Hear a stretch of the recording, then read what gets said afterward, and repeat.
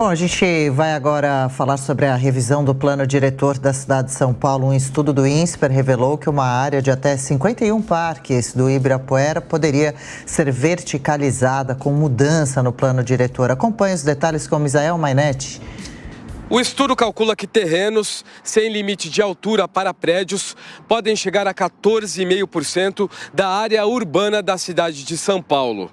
Nessas áreas onde não há limite de altura para prédios, ao redor dos chamados eixos de transporte, o aumento pode chegar em até 160%, isso se a revisão do plano diretor de São Paulo for aprovada na versão atual. O cálculo mostra que um território equivalente a 51 parques do Ibirapuera, ou 81,6 quilômetros quadrados, quase 9% de toda a área urbana de São Paulo, poderia ter regras alteradas a qualquer momento para permitir mais verticalização. Essa é a palavra que está sendo discutida agora neste plano diretor, verticalização. Prefeitura e vereadores ainda não apresentaram estudos que mostram os impactos da proposta. As estimativas do laboratório que fez esse estudo mostram que essa nova regra pode levar a uma dispersão de novos empreendimentos na cidade, alcançando chamados terrenos mais periféricos. Atualmente, nas quadras ao redor de estações de metrô e também ao redor de corredores de ônibus, existem regras que permitem construir prédios mais altos sem pagar taxas. O projeto em discussão propõe que se permita ampliar a área que recebe esses incentivos.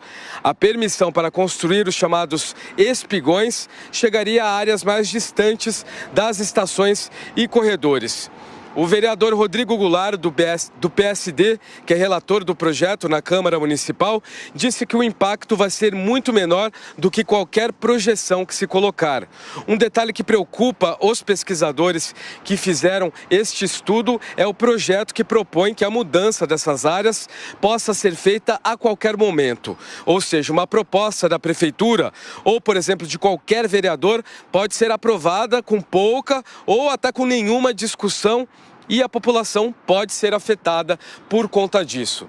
Sobre o plano diretor, depois de ter sido aprovado no primeiro turno na Câmara Municipal, a votação está prevista para a próxima quarta-feira, dia 21 de junho. Agora 11h03. Repita. 11h03. Os pedidos de recuperação judicial bateram um recorde no Brasil. Os destaques são para as micro e pequenas empresas de serviço e de comércio. Repórter Camila Yunis. O número de pedidos de recuperação judicial realizados nos primeiros 4 meses deste ano bateu recorde. Foram 382 solicitações.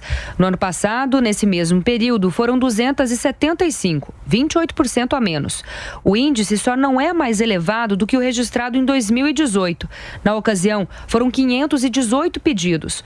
O aumento acontece como consequência da inadimplência das empresas, que têm acumulado várias dívidas. E esse endividamento é reflexo de vários fatores, como lembra o economista da Serasa Experian, Luiz Rabi. É uma consequência de todo o crescimento de inadimplência que nós presenciamos a partir aí da segunda metade de 2021 e que veio subindo em função de vários fatores, inflação que aumentou muito, juros que estão muito altos, economia crescendo de forma muito lenta, tudo isso acaba formando esse ambiente aí de maior dificuldade para a vida financeira das empresas. De acordo com o levantamento, a incidência de pedidos de recuperação judicial é maior entre as micro e pequenas empresas. E os setores que lideram esse ranking são setores de serviço e comércio, justamente os que mais foram afetados pela pandemia de coronavírus. Para o economista do Serasa Experian, Luiz Rabi, os próximos meses ainda serão difíceis e ele considera que mudanças no cenário econômico precisam ser realizadas. A inflação precisa continuar caindo, os juros precisam começar a cair, que ainda não começaram, e a economia precisa andar mais rápido, ou seja, gerar mais emprego e mais renda de uma forma mais acelerada.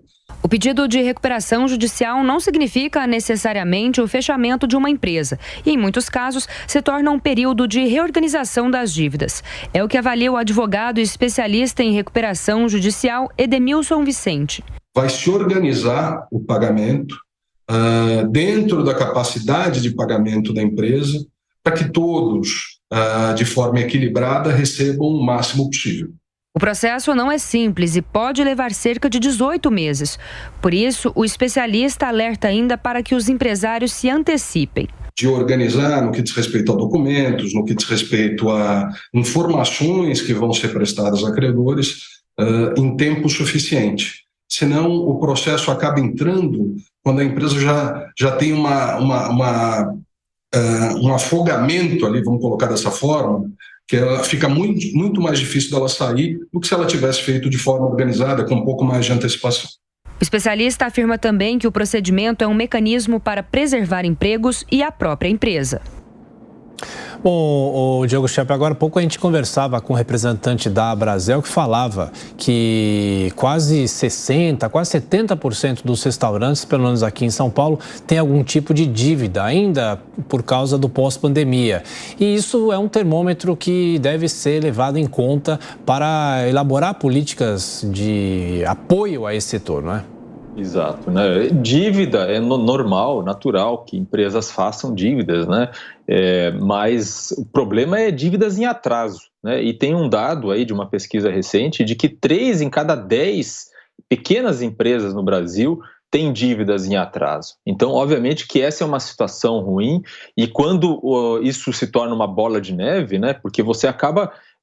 a empresa acaba não conseguindo pagar seu fornecedor, não consegue pagar o fornecedor, não consegue obter o produto ou prestação de serviço para continuar com o seu negócio e aquilo acaba quase inviabilizando e com certeza chega um ponto em que isso fica inviável e a necessidade aí de pedir falência ou recuperação judicial, no caso da recuperação judicial, para tentar sanar essas dívidas numa espécie de negociação. Claro que nessas situações, quem fica muitas vezes na corda bamba são os funcionários, né? São os empregados que tornam-se muitas vezes eles próprios credores da empresa, né? Porque a empresa também às vezes não consegue pagar sequer os seus funcionários. E isso cria uma situação de instabilidade em todo o setor, em toda a economia. Então é algo que tem a ver com a inadimplência, tem a ver também com a dificuldade das empresas de conseguir crédito, né? De obter crédito.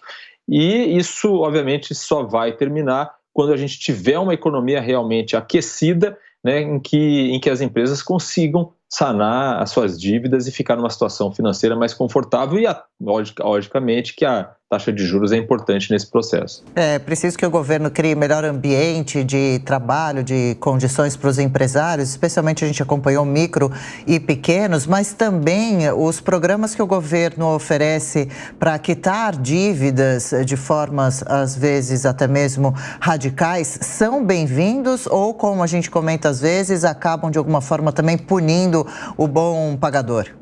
Quando a gente fala em consumo, não é? A gente sabe que existe esse programa novo do governo Desenrola, obviamente que para permitir que as pessoas deixem de ser inadimplentes, né, sanem suas dívidas, fiquem com o nome limpo na praça, poderem novamente voltar a ter crédito, e isso é positivo, inclusive para as empresas, né, que precisam que os consumidores voltem, né, a poder comprar, a poder consumir para fazer a roda girar.